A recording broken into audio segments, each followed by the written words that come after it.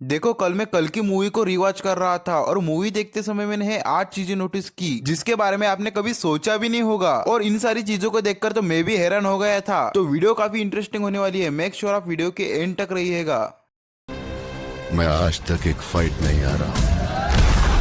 तुम्हारी जंग फिर से शुरू हो गई है। तो सबसे पहले कायरा की डेट। जब कायरा सुमति को बचाने के लिए ट्रक से अपना हाथ छोड़ती है, लेकिन उसी के साथ कायरा एक बॉम्ब ब्लास्ट भी करती है। उस बॉम्ब ब्लास्ट में कायरा तो मारी जाती है, लेकिन यह बंदा जिंदा बच जाता है। देखो, नागार्जुन ने इस वाले बंदे को जिंदा रखा था क्योंकि यह बंदा आगे जाके कॉम्प्लेक्स के लोगों को शंबाला जाने का रास्ता बताता है। लेकिन मेरे हिसाब से इस वाले बंदे की डेट होनी चाहिए थी, क्योंकि कायरा क्यों मरी इस बंदे को मारने के लिए। और आपने बॉम्ब ब्लास्ट को अच्छे से देखा होगा तो इसके बचने के कोई चांस ही नहीं थे। ये मुझे काफी इलॉजिकल लगा। थोड़ा सा स्माइल आजू।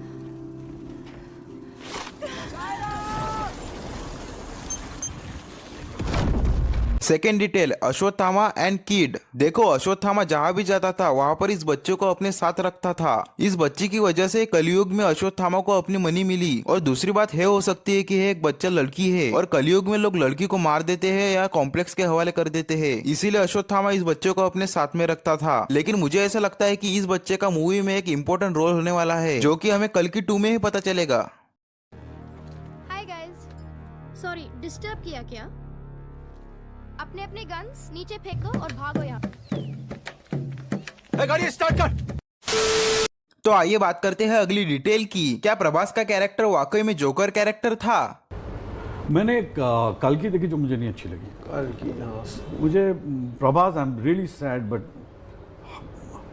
Why was he was like a joker. देखो, नागार्जुन ने अमिताभ बच्चन, कमल हसन, दीपिका पादुकोण का कैरेक्टर बहुत ही स्ट्रांगली रिप्रेजेंट किया है मूवी में, लेकिन प्रभास के कैरेक्टर को क्यों फनी बनाया? तो देखो, सबसे पहली बात, बहुत सारे यूट्यूबर्स ऐसा कहते हैं कि नागार्जुन प्रभास को कर्ण का कैरेक्टर नहीं देने वाले थे। वो प्रभास का कर्ण का सीन मूवी बनाने के बाद शूट हुआ, लेकिन मैं नहीं मानता। अगर तुमने कल की मूवी में ये वाला सीन देखा होगा जहाँ पर प्रभास के ऊपर एक रथ का पहिया गिरता है, लेकिन उसको प्रभास बहुत ही आसानी से हैंडल करता है। एक सीन था जहाँ पर हमें कर्ण की डिटेल दिखती है। फिर हमें अश्वत्थामा और भैरवा के बीच में बहुत खतरनाक फाइट दिखाई जाती है। जहाँ अश्वत्थामा 10-10 लोगों को आसानी से उठा लेता है, लेकिन वो भैरवा से फाइट में स्ट्रगल कर रहा था। इस वाले सीन पे भी हमको कर्ण की डिटेल दिखती है। लेकिन मुझे एक बात समझ में नहीं आई कि अश्वत्थामा ने अपने सच्चे मित्र को पहचाना कैसे नहीं। लास्ट में जाकर उनको याद आता है।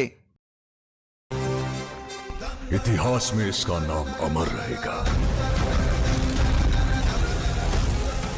सूर्यपुत्र वैकर्तन कर्ण। तो चलिए बात करते हैं डिटेल नंबर 4 की, Dilkar Salman as a captain. देखो, मूवी में दिलकर सलमान का भी रोल था जिन्होंने प्रभास को ट्रेनिंग दी थी। और अब तो ये भी कंफर्म हो चुका है कि प्रभास ही कर्ण है। और आपकी जानकारी के लिए बता दूं कि कर्ण के गुरु थे परशुराम जी, तो इसके काफी ज्यादा चांस है कि दिलकर सलमान परशुराम जी का रोल प्ले करेंगे। आपकी इसमें क्या राय है हमें कमेंट्स में जरूर से बताइएगा। वो मुझे बेचने निकला था, पर मैंने ही उसे बेच दिया।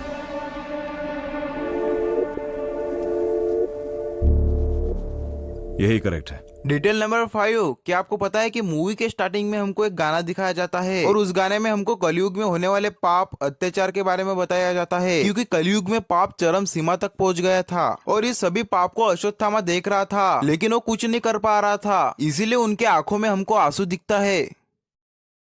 केशव आओगे कब या? डिटेल नंबर 6, क्या तुम्हें पता है कि अश्वत्थामा, सुमिति और बाकी सारे लोग शंबाला में पहुंचते हैं तो यह बंदा कहता है कि सुमिति पर 5 मिलियन यूनिट की बाउंड्री रखी हुई है। इसे यहाँ क्यों लेकर आए हो? 5 मिलियन की बाउंटी रखी हुई है इसके सर पर। लेकिन हमको पता चलता है कि यह बाउंड्री सिर्फ 1 मिलियन यूनिट्स की थी, तो इस बंदे ने ऐसा क्यों कहा होगा? वैसे सच्चाई तो है कि यह बंदा संबाला के अंदर दूसरे लोगों को एंट्री नहीं देने वाला था, क्योंकि बाहर के लोगों से संबाला को खतरा हो सकता है। डिटेल नंबर 7, क्या तुमको पता है कि जब मूवी में अश्वत्थामा पांडवों के आखिरी वंश को मारने के लिए ब्रह्मास्त्र छोड़ते हैं, क्योंकि ये वाला सीन पूरा का पूरा झूठ ही था। तो देखो कैसे, अगर हम महाभारत की बात करें तो अश्वत्थामा पांडवों के ऊपर ब्रह्मास्त्र चलाता है, श्री कृष्ण के कहने पर अर्जुन भी ब्रह्मास्त्र चलाता है, और अगर इन दोनों ही ब्रह्मास्त्र की टक्कर हो जाती तो पूरी सृष्टि नाश हो जाती। इसलिए अर्जुन अपना ब्रह्मास्त्र वापस लेता है, लेकिन अश्वत्थामा को यह ब्रह्मास्त्र वापस लेना नहीं आता था, इसीलिए अश्वत्थामा ब्रह्मास्त्र की दिशा चेंज करके पांडवों के आखिरी वंश पर चलाता है ब्रह्मास्त्र। ओम नमो ब्रह्माय नमः। स्मरण मात्र डिटेल नंबर 8 और है सबसे आखिरी डिटेल होने वाली है, क्या भैरवा सुमिति को एस्किन के पास लेके जाएगा 1 मिलियन यूनिट्स के लिए? तो इसका आंसर है नो, नेवर। तो देखो कल की मूवी के एंड सीन में जब भैरवा के हाथ में विजय धनुष आता है और वो कर्ण के रूप में आ जाता है, तो वो विजय धनुष को लेकर कॉम्प्लेक्स के लोगों को मारने लगता है और सभी कॉम्प्लेक्स के लोगों को मारने के बाद सुमिति को उठाकर चलने लगता है तो उसको भुज्जी आवाज देती है। इसका मतलब है कि भुज्जी उस वक्त एक्टिव थे और उसने सब रिकॉर्ड कर लिया था, और जब ये भुज्जी रिकॉर्डिंग भैरवा को दिखाएगी तो भैरवा को अपने आप के बारे में कुछ पता चलेगा, और ऐसा भी हो सकता है कि उसको अपने पिछले जन्म का पूरा कैरेक्टर याद आ जाए और वो अपने मित्र अश्वत्थामा के साथ आ जाए। अर्जुन से भी पावरफुल? वो मेरा मित्र था। आई नो मैंने काफी सारी डिटेल मिस कर दी, इन सारी डिटेल्स को मैं अगली वीडियो में बताऊंगा। और अगर वीडियो पसंद आई तो वीडियो को लाइक और चैनल को सब्सक्राइब करके अपने मित्रों के साथ शेयर जरूर करना।